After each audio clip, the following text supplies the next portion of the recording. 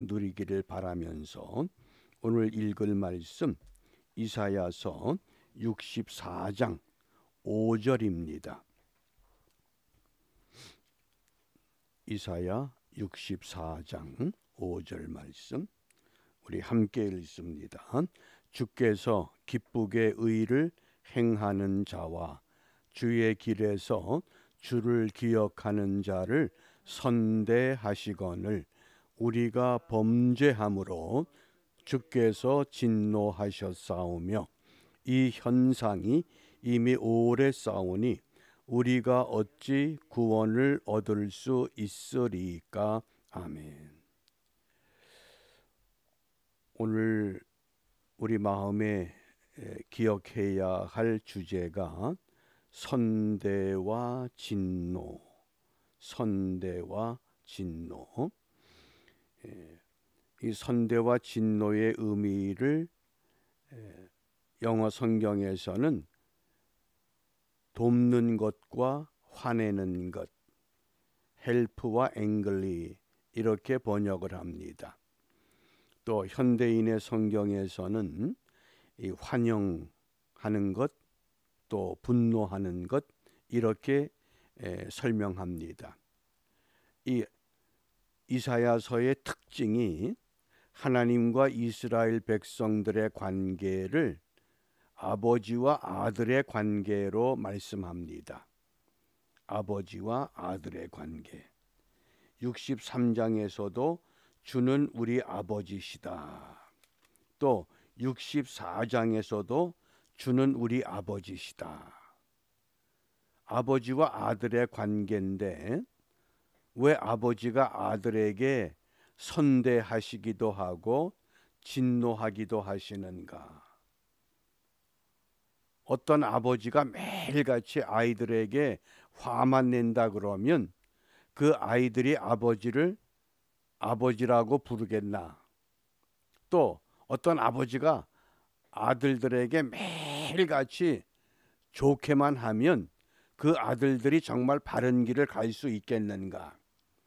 우리가 성경에 보면 하나님께서 이 선대하시고 진노하시는 그런 이 경우를 살펴보면 하나님이 진노하실 때 진노하시는 이유가 두 가지로 소개됩니다. 그 첫 번째는 정말 믿음의 삶을 바르게 행하고 있는가? 이 사람의 믿음이 정말 순수한가? 정말 하나님 중심, 예수 중심, 복음 중심인가? 이것을 확인하고자 할 때 진노하시는 경우가 있습니다. 그 대표적인 예가 욥이라고 하는 사람입니다. 욥이 동방 우수 땅에 의로운 사람입니다. 그런데 하나님께서 욥에게 어떻게 진노하셨습니까? 또 두 번째는 하나님이 진노하실 때는 아버지와 아들의 관계를 바르게 회복하기 위한 목적이 있습니다. 믿음의 관계가 바르게 정립되기 위해서. 그것이 오늘 이사야서의 이 말씀입니다. 64장 5절을 다시 읽어보면 주께서 기쁘게 의를 행하는 자와 주의 길에서 주를 기억하는 자를 선대하신다. 하나님이 하나님의 백성들을 좋은 길로 쉴 만한 물가로 인도하시는 때가 있습니다. 언제? 의를 행하고 주를 기억할 때. 그러나 우리가 범죄함으로 주께서 진노하셨다. 하나님의 백성들이 죄를 범함으로 아버지가 아들에게 화를 내신다.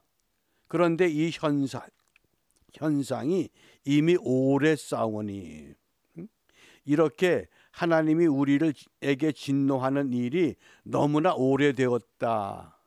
얼마나 오래되었습니까? 애굽에서의 430년에서 하나님이 선대하셨습니다. 약속의 땅에 기거하는 동안 또 선대하는데 어떤 길을 갑니까? 백성들이 범죄합니다.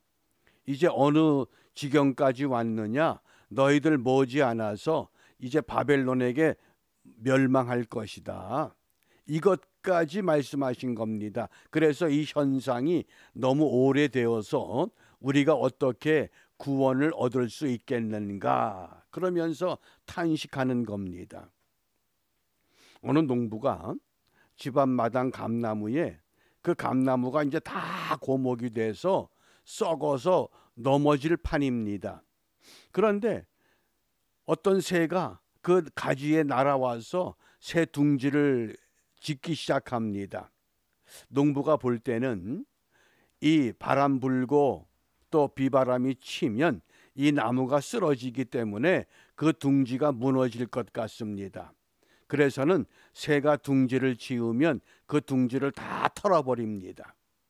또 며칠 있다가 새가 또 와서 둥지를 틉니다. 그럼 그 농부가 그 둥지를 또 털어버립니다.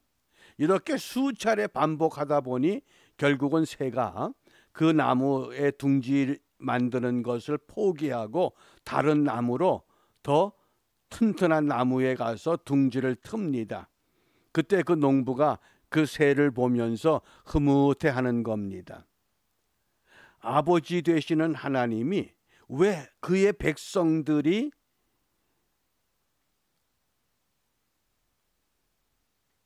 어떤 길을 갈 때에 왜 그들의 둥지를 털어버리겠습니까? 무엇 때문에? 그게 바로 오늘 이 말씀인 겁니다.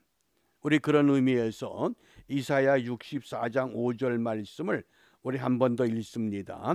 주께서 기쁘게 의를 행하는 자와 주의 길에서 주를 기억하는 자를 선대하시거늘 우리가 범죄함으로 주께서 진노하셨사오며 이 현상이 이미 오래 싸우니 우리가 어찌 구원을 얻을 수 있으리까. 아멘.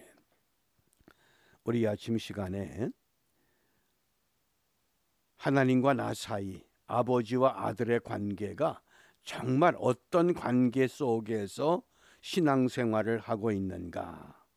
내 믿음이 하나님으로부터 선대받는 친절을 도움을 받을 수 있는 믿음인가 아니면 하나님의 진노하심, 하나님의 징계를 받아 마땅한 생활인가. 그래서 히브리서 기자는 히브리서 12장 8절에 징계는 다 받는 것이거늘 너희에게 없으면 진노가 없으면 하나님의 징계가 없으면 사생자여 참 아들이 아니라고 우리에게 일러주셨습니다. 그러면 하나님께서 언제 진노하시느냐? 오늘 말씀에 보면 우리가 범죄함으로 진노하셨사오며 우리가 죄를 지으면 하나님께서 반드시 왜? 참 아들이기 때문에 사생자가 아니기 때문에 하나님께서 우리에게 진노하신다고 말씀하십니다. 우리가 어떤 삶의 고통이 있고 어려움이 있고 문제가 부딪혀 왔을 때에 우리가 냉정하게 하나님 앞에서 내 모습을 돌이켜 볼 수 있는 지혜가 필요하고 깨달음이 필요하고 각성하는 믿음이 필요합니다. 우리가 범죄함으로 주께서 진노하셨다. 그러면 우리 하나님께서 어떻게 진노하신다고 선지자 이사야를 통해 이 아침에 우리에게 말씀하시는가? 두 가지를 말씀하십니다. 하나님의 진노가 이 첫 번째는 바람같이 몰아칩니다. 6절 말씀에 우리의 죄악이 바람같이 우리를 몰아가나이다. 그 토네이도, 태풍 이런 바람이 불면 그 안에 있던 모든 물건들이 다 풍지박산 납니다. 그렇게 든든하게 진 것 같은 집들도 다 날아가 버립니다. 우리의 죄악이 바람같이 우리를 몰아간다. 그 다음에 두 번째, 하나님의 진노가 7절 말씀에 보면 우리의 죄악을 인하여 우리로 소멸되게 하셨다. 우리의 잘못한 행위들이, 잘못된 신앙이 하나님과 아버지의 관계를 파괴하기 때문에 아주 소멸시켜버린 그 남쪽 유다 왕국을 바벨론이라고 하는 그 신흥 왕국에 의해서 완전히 소멸시켜버리는 겁니다. 바람같이 몰아치고 소멸시켜버리기 전에 우리가 해야 할 일은 이 깨우침의 예언을 통해서 오늘 하나님의 진노가 우리에게 임하기 전에 우리가 하나님 앞에 다시 하나님의 도움을 받을 수 있는 그런 믿음으로 우리가 회복되기를 원하는 선지자의 간곡한 부탁입니다. 어떻게 바람같이 몰아치고 소멸시키느냐? 그 동방 우스 땅에 의롭다고 인정함을 받은 욥이라고 하는 사람, 그가 굉장한 부자였습니다. 당시에 양이 7천, 낙타가 3천, 소가 500결이, 500결이 그러면 암수 한 쌍을 결이라고 하니까 소가 1000마리, 암나귀가 500입니다. 굉장한 부자입니다. 그런데 어느 날, 그런데 이 욥은 자기 자녀들을 위해서 매일 아침마다 자기 자녀들이 거룩한 삶을, 성결한 삶을 살아가도록 매일 아침 번제를 드리고 속죄의 제물을 바치는 그런 일을 계속했습니다. 그만큼 경건한 사람입니다.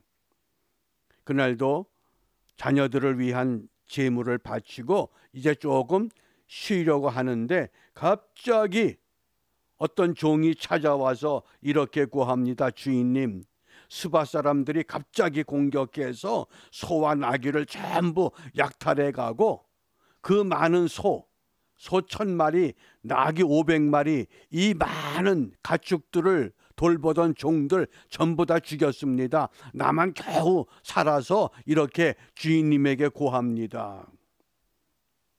그것도 충격이잖아요. 그런데 또 갑자기 또 한 종이 쫓아옵니다. 주인님, 큰일 났습니다. 하늘에서 불이 내려와서 모든 양들을 다 불살라 버렸습니다.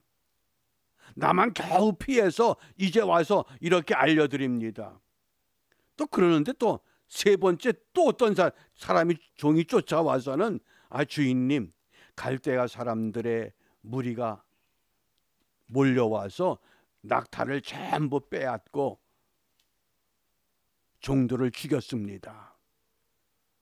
자, 이제 그 큰 부자의 모든 가축은 다 없어졌습니다. 이제 남은 건 10명의 자녀뿐입니다. 그런데 또 이번에는 그 자녀들이 형의 집에 모여서 음식을 먹고 포도주를 마시고 즐겁게 지내는데 갑자기 대풍이 불었습니다. 바람같이 몰아친 겁니다. 그리고는 집 네모퉁이를 침으로 집이 무너져서 그 자녀들이 그 순식간에 다 압사당하고 말았습니다. 이게 바람같이 몰아치고 소멸시켜버리는 겁니다. 자, 이제 이 지경이 됐으면 어떻게 해야 됩니까? 만일 저와 여러분들이 이런 어려운 일을 만나게 되면 우리는 어떻게 해야 되느냐? 그런데 욥은 일어나서 자기 옷을 찢고 머리털을 다 밀고 하나님 앞에 엎드려서 이렇게 기도합니다. 하나님, 내가 태어날 때 아무것도 가지고 나온 것 없습니다. 죽을 때도 아무것도 가져갈 수 없습니다.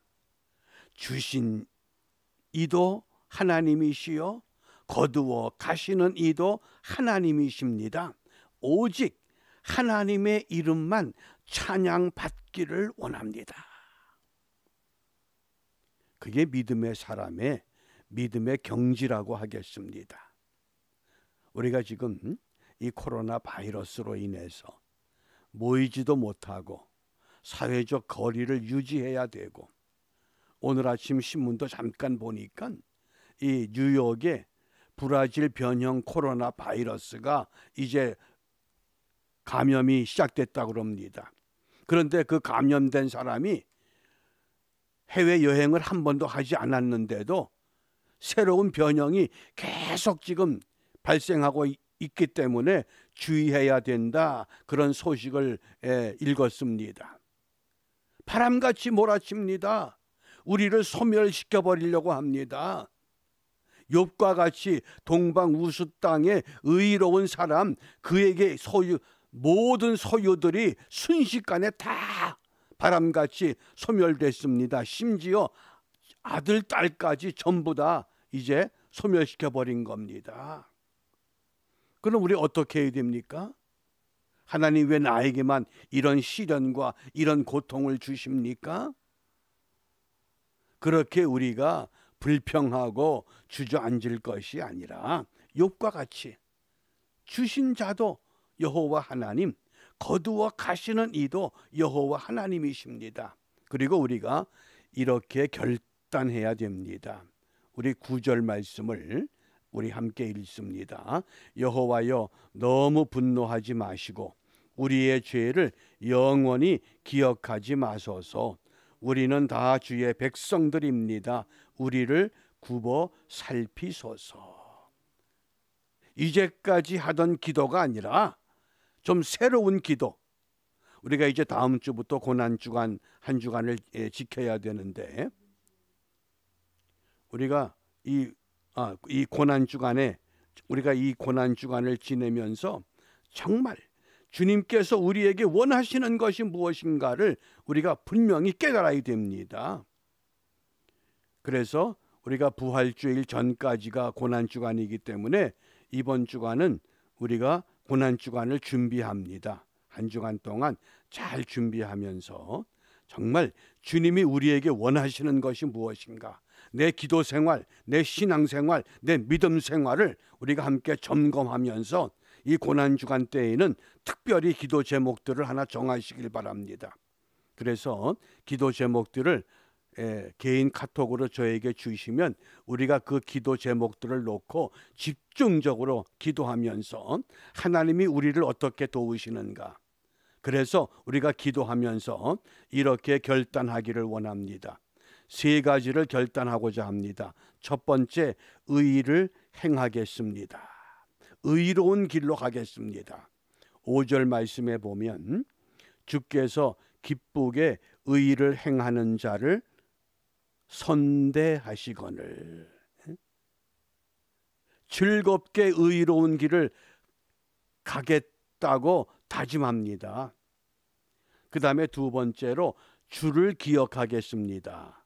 5절 말씀에 계속해서 주의 길에서 주를 기억하는 자를 선대하신다 말씀하셨습니다. 기쁘게 의를 행하고 또 주를 기억하는 그 백성들을 주님께서 도와주십니다. 그 다음 3번째가 7절 말씀에 주의 이름만 부르겠다. 주의 이름만 부릅니다. 주의 이름을 부르는 자가 없으며 스스로 분발하여 주를 붙잡는 자가 없다. 여기는 부정으로 말했지만은 이걸 긍정으로 돌리면 주의 이름만 부르겠다, 그런 뜻입니다. 어떤 아들이 어머니와 함께 대형 마켓에 가서 이제 어머니를 따라다닙니다. 근데 모처럼 큰 마켓에 오니까 구경거리가 많거든요. 이것저것 보다가 어머니를 놓쳤습니다. 그 많은 사람들 가운데 어머니를 찾으려니까 이 아들이 엄마, 엄마 이렇게 부르는 것이 아니라 자기 엄마 이름을 부르더래요. 아무개야, 아무개야. 그러니까 그 어머니가 아들이 자기 이름을 부르니까 급하게 쫓아와서는 아들의 손을 잡곤 이렇게 타일렀어요. 예, 엄마 이름을 부르면 어떡하냐? 엄마를 찾아야지. 그러니까 그 아들이 하는 말이, 엄마, 여기 엄마들이 얼마나 많은 줄 아세요? 모두가 다 엄마들인데 엄마 그러면 되겠어요? 그래서 엄마 이름 불렀어요. 많은 사람들이 자기가 믿는 그 신을 향해서 손을 듭니다. 그러나 우리 믿음의 사람들, 기독교인, 그리스도인들은 누구를 불러야 됩니까? 여호와 하나님의 이름. 그 하나님의 이름을 부를 때에 우리 예전에 부르던 복음 찬송이 있죠. 예수 이름으로, 예수 이름으로 승리를 얻었네. 우리 이 하루 동안 정말 이 예수 이름 부르면서 우리가 승리하면서 하나님이 우리를 친절하게 도우시고 선대하시는 그 은혜의 길에서 우리 함께 승리하는 은혜의 한날이 이루어지시기를 주님의 이름으로 부탁합니다. 기도합니다.